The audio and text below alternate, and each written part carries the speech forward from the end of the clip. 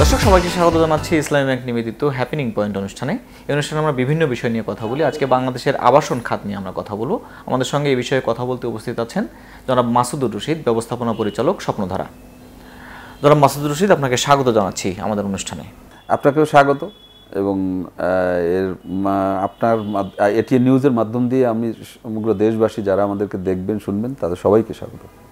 আমরা একটা পরিবর্তনের কথা বলছি, একটা পরিবর্তিত সময় আছি।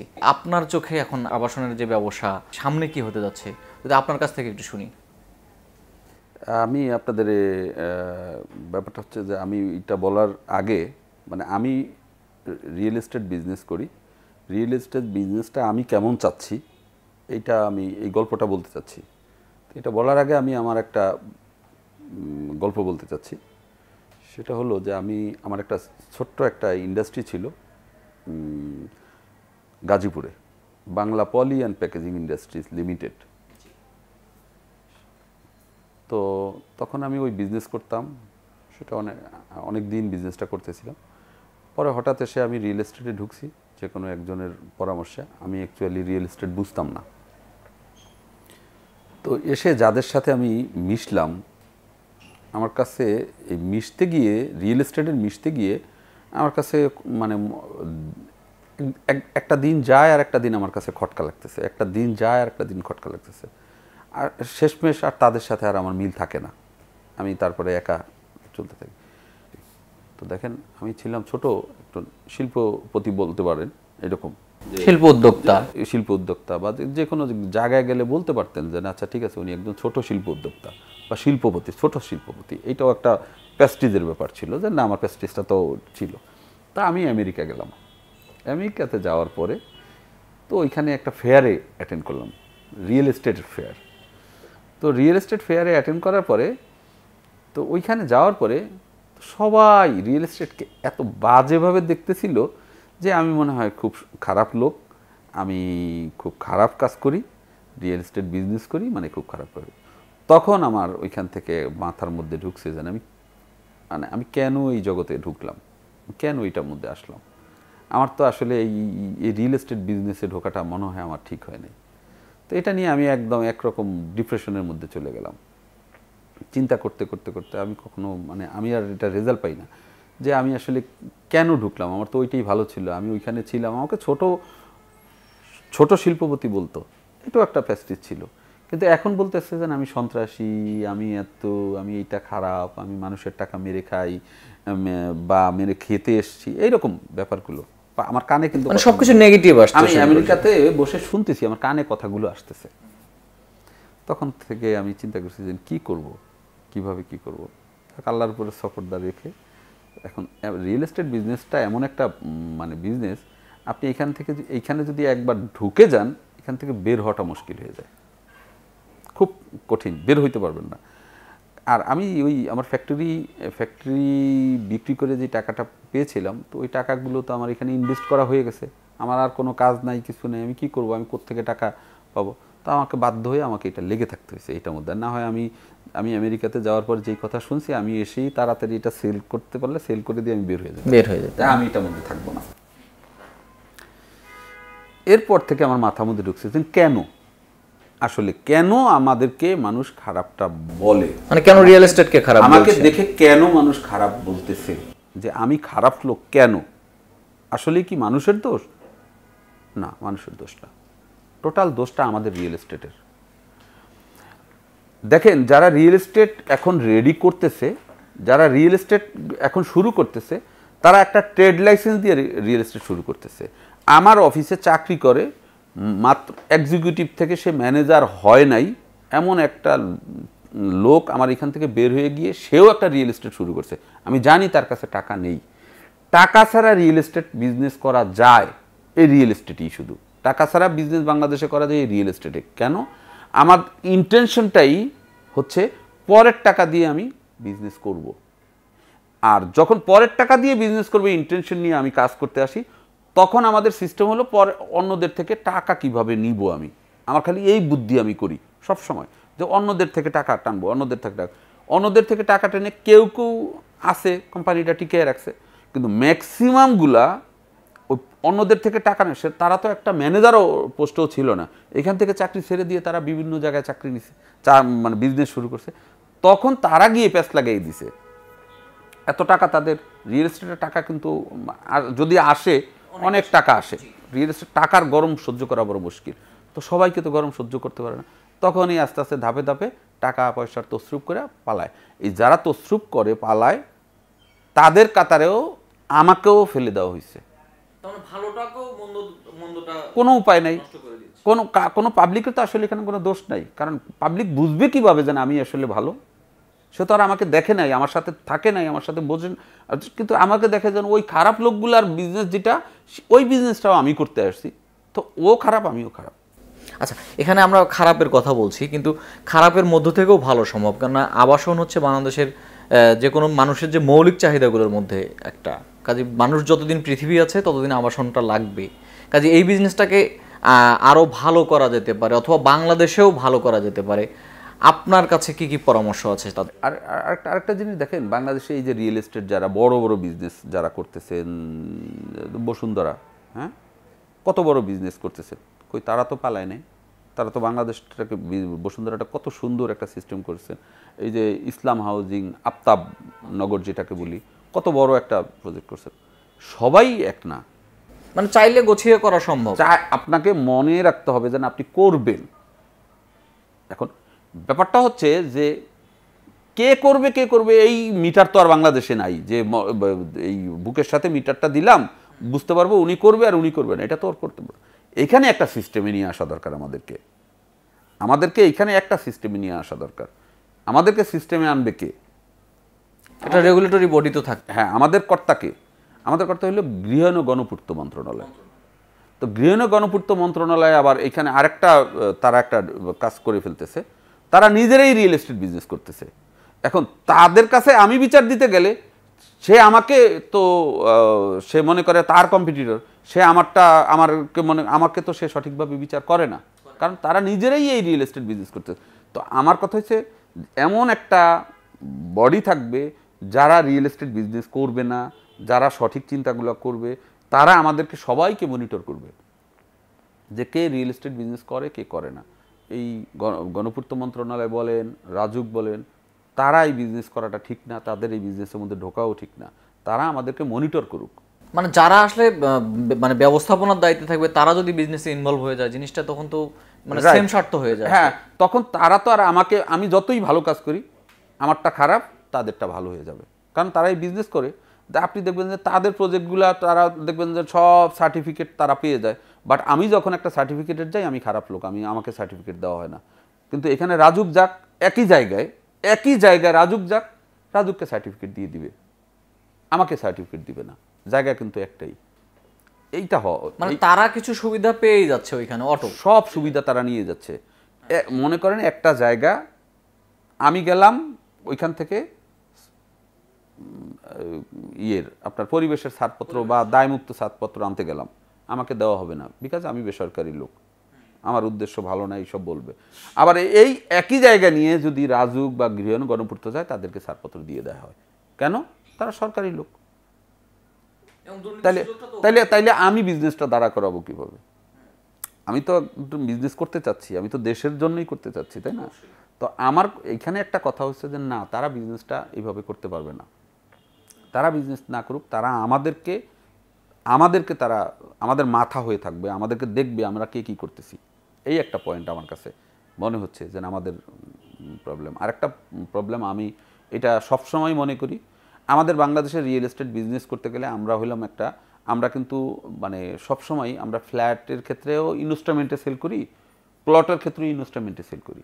তো করি কি, ফ্ল্যাটের ক্ষেত্রে ইনস্টলমেন্টে সেল করি। আমি প্রজেক্ট আজকে ধরেন আপনার কাছে আমি একটা ফ্ল্যাটের লেআউট দেখে, রাজুক অ্যাপ্রুভাল সব আছে, বাট দেখে আমি আপনার কাছে সেল করে দিলাম। ধরুন মাসুদুর রশিদ, আমরা এই বিষয়টা নিয়ে কথা বলবো, একটা ছোট্ট বিরতি নিয়ে আসি। দর্শক, আমরা কথা বলছি স্বপ্নধারার ব্যবস্থাপনা পরিচালক জনাব মাসুদুর রশিদের সঙ্গে। আমরা তার কাছে আবাসন ব্যবসা এবং সামনের দিনে আবাসন ব্যবসার ভবিষ্যৎ এটা নিয়ে আরও শুনবো। তার আগে ছোট্ট একটা বিরতি নিচ্ছি।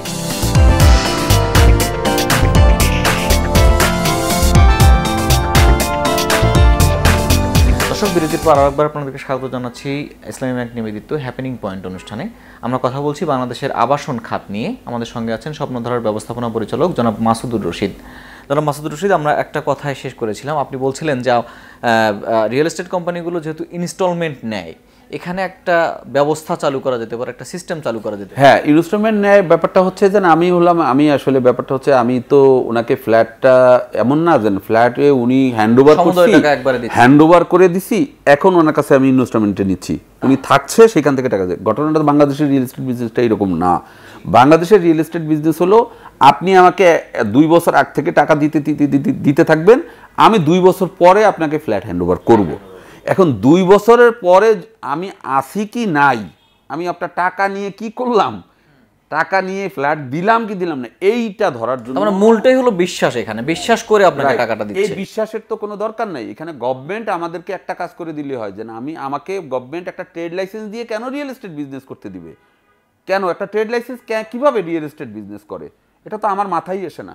এখানে করা উচিত গভর্নমেন্টের, যে ব্যাংকের যেমন পারমিশন দেয়, ইন্স্যুরেন্সের পারমিশন দেয়, বিভিন্ন অর্থনৈতিক অনেকগুলো প্রতিষ্ঠান আছে তাদেরকে পারমিশন দেয়, রিয়েল এস্টেটকে এইরকম পারমিশনের আওতায় নিয়ে আসতে হবে যে তুমি রিয়েল এস্টেট বিজনেস করতে গেলে তুমি বাংলাদেশ ব্যাংকে 5 কোটি টাকা জমা রাখবা সিকিউরিটি মানি হিসাবে। বাংলাদেশে 400 রিয়েল এস্টেট কোম্পানি যদি থাকে, 400 ইন্টু 5 কোটি, দেখেন 2000 কোটি টাকা বাংলাদেশ ব্যাংকে জমা হয়। এই টাকা দিয়েও গভর্নমেন্ট অনেক কাজ করতে পারে, বহুত কাজ করতে পারে, বহুত ব্রিজ কালভার্ট অনেক কিছু হয়ে যাচ্ছে। কেন আপনারা আমাদেরকে এই জায়গাটা নিয়ে আসতেছেন না? তাইলে হবে কি, তাইলে হবে যে আমি 5 কোটি টাকা ওইখানে জমা রাখছি, আমার এই টাকার জন্য হইলো আমি আপনার ইনস্টলমেন্টে সেল করি, আমি নিয়ে যাব না টাকা। চিন্তা করবো যে আমার 5 কোটি টাকা থেকে আমি কোথায় যাব, ওনারটা শোধ হয়ে যাবে, তাই না? এই জায়গাটা গভর্নমেন্ট আমাদেরকে করে দিলে আমাদেরও ওয়েট বাড়বে, আমরাও ভালো বিজনেস করতে পারবো, সব ভালো লোকগুলো তখন আসবে। আর এখন যে এই ট্রেড লাইসেন্সের বিজনেস যেটা হচ্ছে, এই ট্রেড লাইসেন্সের বিজনেসে বাংলাদেশের যারা এই ট্রেড লাইসেন্স নিয়ে একটা কোনো রকম শুরু করতেছে, তারাই আসলে মূলত আমাদেরকে শেষমেশ তারা টিকতে পারতেছে না।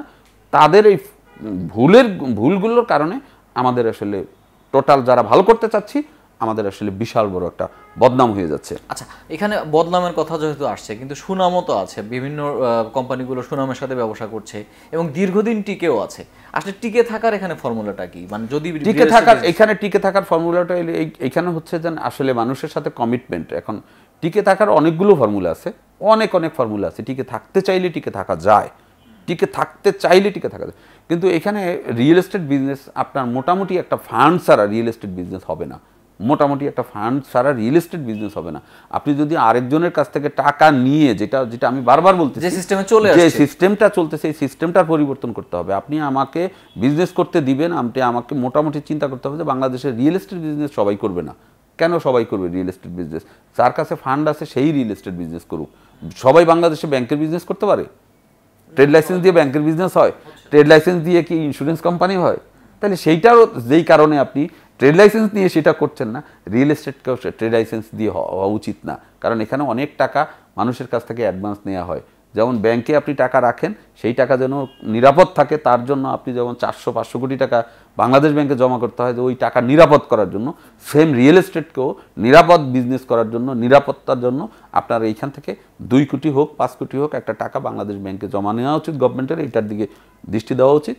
এবং আপনাদের বিজনেসটা তো মনে হয় সবচেয়ে বেশি দৃষ্টি দেওয়া উচিত এই জন্য যে, কারণ একটা মানুষ সারা জীবনের সঞ্চয় দিয়ে হয়তো একটা ফ্ল্যাট করতে চায়, তার সর্বস্বটা থাকে।